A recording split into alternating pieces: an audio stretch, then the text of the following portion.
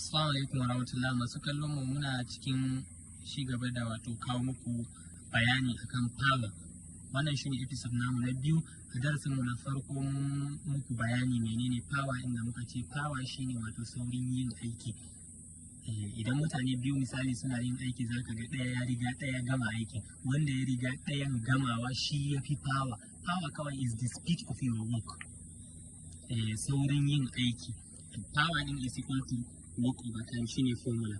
Kenan za a duba a duk second ɗaya yawan aikin da zaka iya yi, ko kuma a duk minti ɗaya ya yawan aikin da zaka iya yi, ko a duk rana ɗaya ya yawan aikin da zaka iya yi, shine work over time. To amma yana da wani formula shi ma kawai an sake faffasa wannan ne aka fitar da formula na biyu. Work is equal to, dama normally mun sani work a physics is equal to force times what? Distance. Na saman kenan. To all over time. To yanzu muna da force, muna da distance, muna da time. Amma idan muka ɗauki wannan distance da time, a the same physics thing, distance all over time is equal to velocity, ko? To wannan sai ya zama force times, instead of wannan da wannan din sai ya zama velocity. So power yana da formuloli biyu.